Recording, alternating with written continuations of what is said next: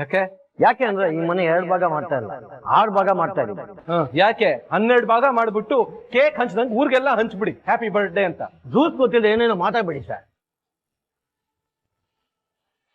ಈ ಮನೆಯಲ್ಲಿ ಅಪ್ಪ ಅಮ್ಮ ಇದ್ದಾರೆ, ದೈವತ್ತಾಗಿರೋ ವೈಫ್ ಇದ್ದಾರೆ, 2 ಮಕ್ಳು ಇದ್ದಾರೆ.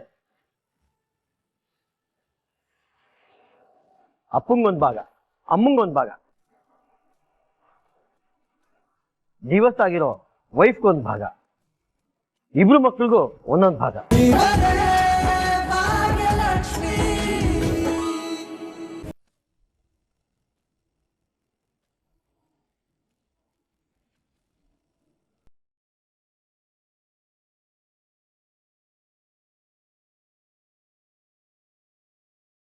ಸರಿ ಕಿಶನ್, ಇನ್ನು ಹೊರಡು, ನಾನು ಒಳಗೆ ಹೋಗ್ತೀನಿ.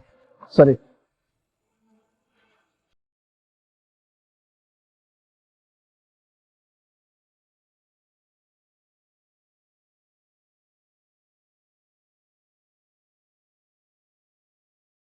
ಒಳಗೆ ಹೋಗ್ತೀನಿ ಅಂತಂದ್ರೆ ಇಲ್ಲೇ ನಿಂತ್ಕೊಂಡಿದ್ಯಾ, ಏನಾಯ್ತು? ಅಲ್ಲ, ಒಳಗೆ ಹೋಗ್ಲೋ ಇಲ್ಲ ವಾಪಸ್ ಹೋಗ್ಲೋ ಅಂತ ಯೋಚನೆ ಮಾಡ್ತಾ ಇದ್ದೀನಿ. ಯಾಕಣ್ಣ, ಏನಾಯ್ತು?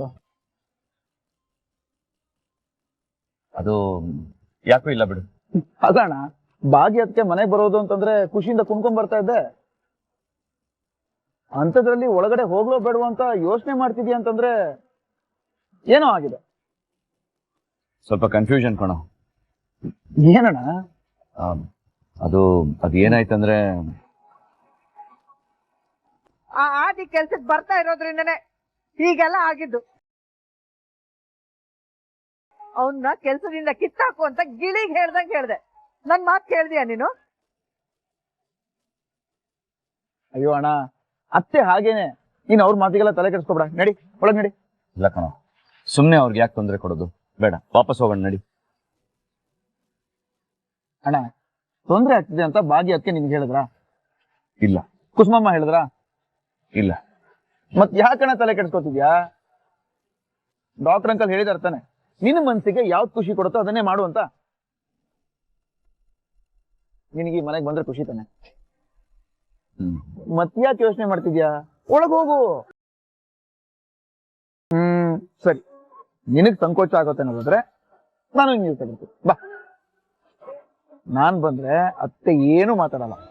ಕಿಶನ್ ನೋಡು, ನಾವು ಖುಷಿಯಾಗಿರೋದಕ್ಕೆ ಏನ್ ಮಾಡ್ಬೇಕು ಅದನ್ನೆಲ್ಲ ಮಾಡ್ಬೇಕು, ನಿಜ. ಹಾಗಂತ ನಮ್ ಖುಷಿಗೋಸ್ಕರ ಬೇರೆಯವ್ರಿಗೆ ನೋವು ಕೊಡಬಾರ್ದು ಅಲ್ವಾ? ಮನೆಯಿಂದ ಹೊರಟಾಗ ಹೋಗೋದೋ ಬೇಡೋ ಅನ್ನೋ ಗೊಂದಲ ಇತ್ತು, ಆದ್ರೆ ಈಗ ಕ್ಲಾರಿಟಿ ಸಿಕ್ತು, ಹೋಗೋದ್ ಬೇಡ ಕಣ. ಅಲ್ಲಣ್ಣ, ನಾನ್ ಕಿಶನ್, ಲೆಟ್ಸ್ ಗೋ ಬ್ಯಾಕ್, ನಡಿ ನಡಿ.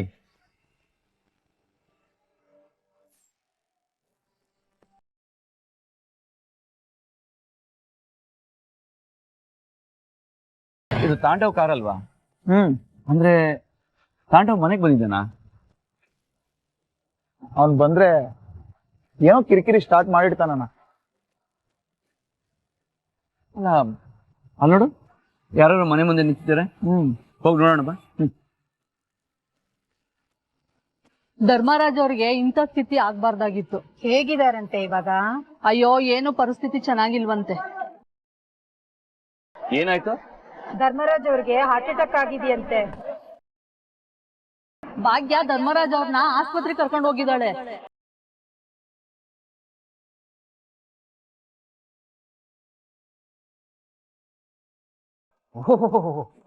ಹೀರೋ ಹೀರೋ ಮಾಸ್ ಹೀರೋಯಿಸಂ ತೋರ್ಸೋದಕ್ಕೆ ಬಂದ್ಬಿಡಿದ್ಯಾ? ಕಷ್ಟದಲ್ಲಿ ಇರೋರ್ನ ನೋಡಿ ಕರ್ಗೋ ನನ್ನ ಫ್ರೆಂಡು ಹೀರೋನೆ. ಅವನು ನಿನ್ ತರ ಕೆಟ್ಟವನಲ್ಲ. ಆಯ್ತಮ್ಮ, ನಿನಗ್ ನಿನ್ ಮಗ ಒಬ್ಬ ಬಿಟ್ಟು ಊರ್ನಲ್ಲಿ ಇರೋರೆಲ್ಲರೂ ಒಳ್ಳೆಯವರು. ಇವಾಗೇನು, ಮನೆ ಕೊಡ್ತೀಯಾ ಇಲ್ವಾ? ನೀವಾಗೆ ಕೊಟ್ರೆ ಸರಿ, ಇಲ್ವಾ ಎಲ್ರನ್ನೂ ಹೊರಗ್ ಕಳ್ಸಿ ಬೀಗ ಹಾಕಿಸ್ತೀನಿ ಅಷ್ಟೇ. ಅದ ಹೆಂಗೋ ಬೀಗ ಹಾಕಿಸ್ತೀಯ ನೀನು? ಆಗ್ಲೇ ಹೇಳದ್ನಲ್ಲ, ಮನೆ ಬಿಟ್ಕೊಡೋ ಮಾತೇ ಇಲ್ಲ.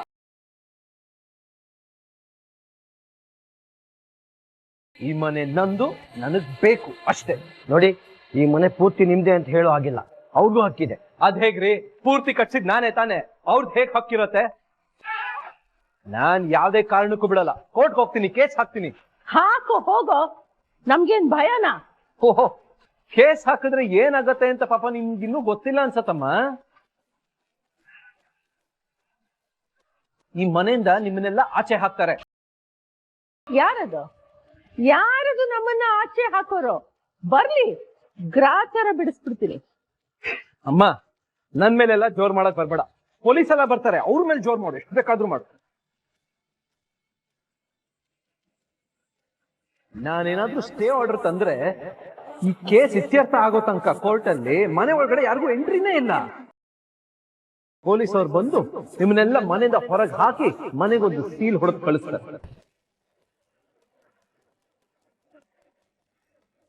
ಕೋರ್ಟ್ ಅಲ್ಲಿ ಕೇಸ್ ಇತ್ಯರ್ಥ ಆದ್ಮೇಲೆ ನಿಮ್ಗೆಲ್ಲ ಈ ಮನೇಲಿ ಎಂಟ್ರಿ. ನನಗೇನೋ ಮನೆ ಇದೆ, ನೀವೆಲ್ಲ ಎಲ್ಲಿರ್ತೀರಾ? ರೋಡಲ್ಲ. ಅಯ್ಯೋ ಪಾಪಿಷ್ಟ, ಮನೇಲಿ ಮಕ್ಳಿದ್ದಾರೆ, ವಯಸ್ಸಾದ ತಂದೆ ತಾಯಿ ಇದ್ದೀವಿ, ನಮ್ಮನ್ನೆಲ್ಲ ಆಚೆ ಹಾಕ್ತೀನಿ ಅಂತಿದ್ಯಲ್ಲ, ಒಂದಿಷ್ಟು ನಾಚಿಕೆ ಆಗಲ್ವ ನಿನಗೆ? ಆಗಲ್ಲಪ್ಪ, ಯಾಕೋ ಗೊತ್ತಿಲ್ಲ, ನನಗ್ ನಾಚಿಕೆನೇ ಇಲ್ಲ ಅಂತ ಅನ್ಕೊಳ್ಳಿ. ನಾನ್ ಯಾವ್ದಕ್ಕೂ ತಲೆ ಕಟ್ಟಲ್ಲ. ಅದು ಗೊತ್ತಿರೋ ವಿಷಯನೇ ಬಿಡು. ಅಷ್ಟಲ್ದಿದ್ರೆ ಹೇಳ್ತಾರ ಮೂರು ಬಿಟ್ಟೋರು ಊರಿಗೆ ದೊಡ್ಡೋರು ಅಂತ. ಅಮ್ಮ, ನೀನ್ ಈ ತರ ಅವಮಾನ ಮಾಡ್ಬಿಟ್ರೆ ನಾನ್ ಮನೆ ಬಿಟ್ಟು ಹೋಗ್ಬಿಡ್ತೀನಿ ಅಂತ ಅನ್ಕೋಬೇಡ. ಈ ಮನೆ ನನ್ನ ಹೆಸರು ಆಗೋ ತನಕ ನಾನು ಈ ಮನೆನ ಬಿಟ್ಟು ಹೋಗಲ್ಲ. ನನಗೂ ಕಾನೂನು ಗೊತ್ತು, ನಾನು ಕಾನೂನು ಪ್ರಕಾರನೇ ಹೋಗ್ತೀನಿ. 1 ವರ್ಷ ಅಲ್ಲ, 2 ವರ್ಷ ಅಲ್ಲ, ಎಷ್ಟು ವರ್ಷ ಆದ್ರೂ ಪರವಾಗಿಲ್ಲ. ಈ ಮನೆ ನಂದಾಗೋವರೆಗೂ ನಾನ್ ಮಾತ್ರ ಸುಮ್ಮನಿರಲ್ಲ. ಯಾವ್ದಕ್ಕೂ ನೀವೆಲ್ಲ ಬಟ್ಟೆ ಪ್ಯಾಕ್ ಮಾಡ್ಕೊಂಡು ರೆಡಿ ಆಗಿದ್ಬಿಡಿ. ನಾನು ಇಷ್ಟರಲ್ಲೇ ಬರ್ತೀನಿ, ಕೋರ್ಟ್ ನೋಟಿಸ್ ತಗೊಂಡ್ಬಂದು ಈ ಮನೆಗೆ ಸೀಲ್ ಹೊಡೆಯೋದಕ್ಕೆ. ಅದಾದ್ಮೇಲೆ ಎಲ್ಲರೂ ಕೇರ್ ಆಫ್ ಫುಟ್ಪಾತ್.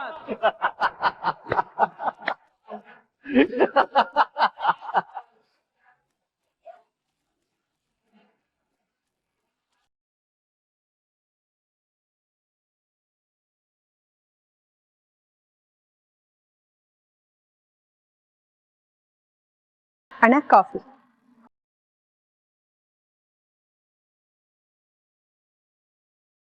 ಯಾಕಣ್ಣ ಸಪ್ಪಗಿದ್ಯಾ? ಮೀನಾಕ್ಷಿ, ಪಾಪ ಭಾಗ್ಯನಿಗೆ ಒಂದಲ್ಲ ಒಂದು ಕಷ್ಟ ಬರ್ತಾನೆ ಇದೆಯಲ್ಲಮ್ಮ. ಎಲ್ಲ ಆಗಿರೋದು ಆ ತಾಂಡವನಲ್ಲಿ. ಅವನಿಗೆ ತಕ್ಕ ಬುದ್ಧಿ ಕಲಿಸ್ಲೇಬೇಕು. ಡ್ಯಾಡ್, ನಾನು ಹೀಗೆ ಹೇಳ್ತೀನಿ ಅಂತ ತಪ್ಪು ತಿಳ್ಕೊಬೇಡಿ. ಆ ಮನೆಯಲ್ಲೇ ನೆಮ್ಮದಿ ಇಲ್ಲ, ಒಂದಾದ್ಮೇಲೆ ಒಂದು ಪ್ರಾಬ್ಲಮ್ ಬರ್ತಾನೆ ಇದೆ. ಈ ತರ ಇರುವಾಗ ಬ್ರೋ ಅಲ್ಲಿಗೆ ಹೋಗಿ ನೆಮ್ಮದಿಯಾಗಿರ್ತೀನಿ ಅಂತ ಹೇಳೋದು ಸರಿನಾ ಡ್ಯಾಡ್? ನಾಳೆ ಎಲ್ಲಾನು ಅವನಿಂದಾನೇ ಆಯ್ತು ಅಂತ ಬ್ಲೇಮ್ ಮಾಡಿದ್ರೆ ಅವಾಗ ಏನ್ ಮಾಡೋದು? ಹೌದಣ್ಣ, ಕನ್ನಿಕಾ ಹೇಳ್ತಾ ಇರೋದು ಸರಿಯಾಗೇ ಇದೆ. ಆದಿ ಅಲ್ಲಿಗೆ ಹೋಗೋ ಅವಶ್ಯಕತೆನೇ ಇಲ್ಲ. ಆ ಮನೆ ಪರಿಸ್ಥಿತಿ ಹೇಗಿದೆ ಅಂತ ನಿಮ್ಗೆ ಗೊತ್ತು. ಅಂತ ಪರಿಸ್ಥಿತಿಲಿ ಅವ್ನು ಹೋಗಿ ಕೆಲಸ ಮಾಡೋದು ಅವನ ಆರೋಗ್ಯದ ಮೇಲೂ ಪರಿಣಾಮ ಬೀರ್ಬೋದಲ್ವಾ? ಅಣ್ಣ, ನೀನೊಂದ್ಸಲ ಆದಿ ಹತ್ರ ಮಾತಾಡೋಣ.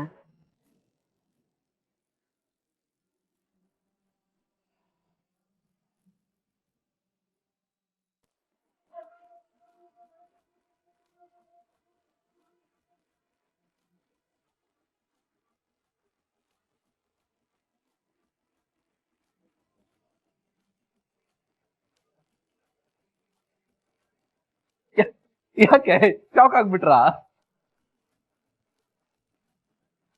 ಇಷ್ಟೊತ್ತು ಹಾರಾಡ್ತಿದ್ರಲ್ಲ, ಇವಾಗ ಮಾತಾಡಿ ನೋಡೋಣ. ಇನ್ನೂ ಮುಗ್ದಿಲ್ಲಮ್ಮ, ಪಿಕ್ಚರ್ ಅಭಿ ಬಾಕಿ ಹೈ.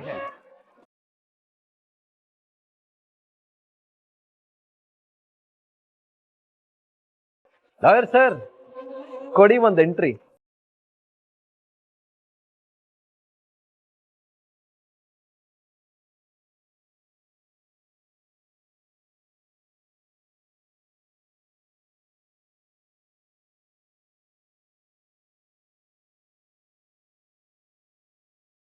ಇಷ್ಟ ತನಕ ನೀವ್ ಲಾ ಪಾಯಿಂಟ್ಸ್ ಮಾತಾಡಿದ್ರಿ, ಈಗ ನಮ್ ಲಾಯರ್ ಬಂದ್ರು, ನಾವು ಮಾತಾಡ್ತೀವಿ. ಅದ್ ಹೇಗೆ ಅಕ್ಕಿಲ್ಲ ಅಂತ ಹೇಳ್ತೀರಾ ಮೇಡಮ್? ಇವ್ರು ನಿಮ್ ಮಗ ತಾನೆ? ಹೊಟ್ಟೆಲ್ ಹುಟ್ಟುಬಿಟ್ರೆ ಸಾಕಾ? ಯಾವ ಜವಾಬ್ದಾರಿ ನಿಭಾಯಿಸಿದಾನ ಅವನು? ಮೇಡಮ್, ಅದೆಲ್ಲ ಇಲ್ಲಿ ಕೌಂಟ್ ಆಗಲ್ಲ. ನಿಮ್ಮ ಮನೆಯಲ್ಲಿ ಅರ್ಧ ಪಾಲ್ ಕೊಡ್ಲೇಬೇಕು ಅವ್ರಿಗೆ. ಯಾವುದೇ ಕಾರಣಕ್ಕೂ ತಾಂಡವ್ರಿಗೆ ಅರ್ಧ ಪಾಲ್ ಸಿಗಲ್ಲ. 1/6 ಭಾಗ ಮಾತ್ರ ಸಿಗುತ್ತೆ.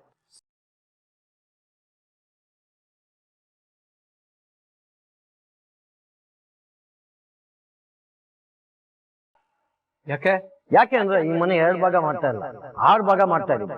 ಯಾಕೆ 12 ಭಾಗ ಮಾಡ್ಬಿಟ್ಟು ಕೇಕ್ ಹಂಚ್ದಂಗ್ ಊರ್ಗೆಲ್ಲ ಹಂಚ್ಬಿಡಿ ಹ್ಯಾಪಿ ಬರ್ತ್ಡೇ ಅಂತ. ರೂಲ್ಸ್ ಗೊತ್ತಿದೆ ಏನೇನೋ ಮಾತಾಡ್ಬೇಡಿ ಸರ್. ಈ ಮನೆಯಲ್ಲಿ ಅಪ್ಪ ಅಮ್ಮ ಇದ್ದಾರೆ, ದೈವತ್ತಾಗಿರೋ ವೈಫ್ ಇದ್ದಾರೆ, 2 ಮಕ್ಳು ಇದ್ದಾರೆ. ಅಪ್ಪಂಗೊಂದ್ ಭಾಗ, ಅಮ್ಮಂಗೊಂದ್ ಭಾಗ, ದಿವಸಾಗಿರೋ ವೈಫ್ಗೊಂದ್ ಭಾಗ, 2 ಮಕ್ಳಿಗೂ ಒಂದೊಂದು ಭಾಗ, ಜೊತೆಗೆ ನೀವು ಕೂಡ. ಒಟ್ನಲ್ಲಿ 6 ಭಾಗ ಆಗುತ್ತೆ. ಅದರಲ್ಲಿ 1 ಭಾಗ ನಿಮಗೆ ಸಿಗುತ್ತೆ. ಹಲೋ ಸ್ವಾಮಿ, ನೀವ್ ಹೇಳೋದನ್ನೆಲ್ಲ ನಂಬ್ಕೊಂಡ್ ಕೂರೋದಕ್ಕೆ ನನ್ ಕಿವಿ ಮೇಲೆ ಏನ್ ಹೂವಿಲ್ಲ. ಲಾಯರ್ ಸರ್ ಮಾತಾಡಿ, ಲಾ ಪಾಯಿಂಟ್ ಹಾಕಿ. ಇದನ್ನೇನ್ ಮನೆ ಅನ್ಕೊಂಡಿರೋ ಅಥವಾ ಪಿಜ್ಜಾ ಅನ್ಕೊಂಡಿದಾರ 6 ಭಾಗ ಮಾಡಿಡಕ್ಕೆ? ಸರ್ ಮಾತಾಡಿ ಸರ್. ಇಲ್ಲ ತಾಂಡವ್ ಸರ್, ಇವ್ರು ಹೇಳ್ತಿರೋದು ಕರೆಕ್ಟ್ ಆಗೇ ಇದೆ.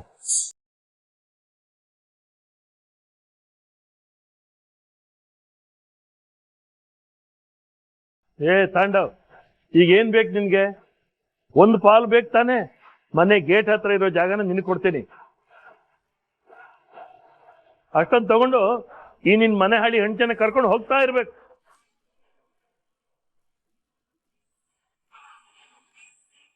ಏನ್ ನಿನ್ಗೆ ಸೈನ್ ಮಾಡ್ಬೇಕಾ? ಕೊಡಿಲಿ, ಈಗಲೇ ಮಾಡ್ಕೊಡ್ತೀನಿ.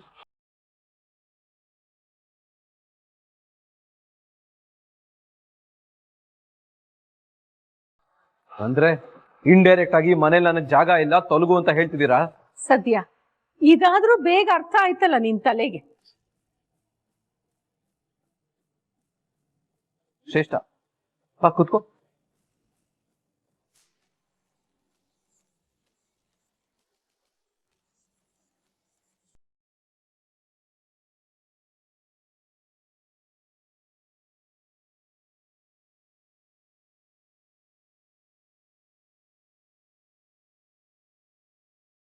ನಿಮ್ಮಂಗ್ ನಾನೇನ್ ಗತಿಗಟ್ಟಿಲ್ಲ, ನನಗಂತೂ ಇರೋದಕ್ ಮನೆ ಇದೆ. ಪಾಪ ನೀವೇನಾದ್ರೂ ಮನೆ ಕೊಡ್ಲಿಲ್ಲ ಅಂದ್ರೆ ಬೀದಿಗೆ ಬೀಳ್. ಸೊ ಈ ಮನೆನ ನಾನು ಶ್ರೇಷ್ಠ ಸೇರಿ ನಿಮಗೆ ಭಿಕ್ಷೆ ಕೊಡ್ತಾ ಇದ್ದೀನಿ.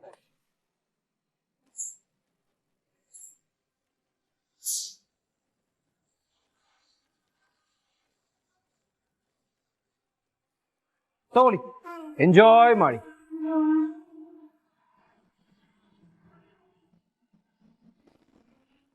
ಮಾತು ಎಲ್ಲೆಲ್ಲ ಹೋಗ್ತಿದೆ ತಾಂಡವ್ ಅವರೇ. ಸಾಕ್ ಮುಚ್ಚೆ ಬಾಯ್ನ. ನಿನ್ ತರ ಗತಿಗೆಟ್ಟಿಲ್ಲ ನಾನು. ನಿನ್ ಕೈ ಏನೇ ಮಾಡಕ್ ಸಾಧ್ಯ? ನೀನ್ ಎಷ್ಟೇ ಹಾರಾಡಿದ್ರು ನಿನ್ ಬದುಕೋದಿಕ್ಕೆ ನನ್ ಭಿಕ್ಷೆನೇ ಬೇಕು. ನನ್ ಸಪೋರ್ಟ್ ಇಂದ ಹೇಗೆ ಬದುಕ್ತೀಯ ನೀನು? ನನ್ ಮನೆ ಬಿಟ್ಟು ನೀನಾದ್ರೂ ಹೊರಗಡೆ ಹೋದ್ರೆ ಝೀರೋ. ನಿನ್ ಮುಂದೆ ಯಾವತ್ತಿದ್ರು ನಾನೇ ಹೀರೋ.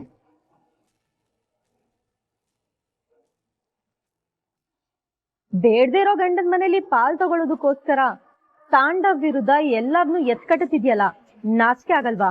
ಹೋಗ್ಲಿ ಬಿಡು ಶ್ರೇಷ್ಠ, ನಾನ್ ಬಿಸಾಕಿರೋ ಭಿಕ್ಷೆನ ತಗೊಂಡೋಗಿ ಎಂಜಾಯ್ ಮಾಡಿ. ಭಾಗ್ಯ, ಹೋಗು, ಬದುಕೋ, ಹೋಗು, ಎಂಜಾಯ್. ಯಾರಿಗ್ ಬೇಕು ನಿಮ್ ಭಿಕ್ಷೆ? ನೀವ್ ಹೇಳಿದ್ದನ್ನೆಲ್ಲ ಕೇಳಿಸ್ಕೊಳ್ತಿದ್ದೀನಿ ಅಂದ್ ಮಾತ್ರಕ್ಕೆ ನಿಮ್ ಹಂಗಲ್ ಬದುಕ್ತಾ ಇದ್ದೀನಿ ಅಂತ ಅನ್ಕೊಳ್ಬೇಡಿ. ನನಗೂ ಸ್ವಾಭಿಮಾನ ಇದೆ. ನಿಮಗೆ ಮನೆ ಸಿಗಲ್ಲ ಅಂತ ಗೊತ್ತಾದ ತಕ್ಷಣ ಮಾತು ಬದಲಾಯಿಸಿ ಈ ತರ ಚೀಪಾಗಿ ಮಾತಾಡ್ತಿರಲ್ಲ,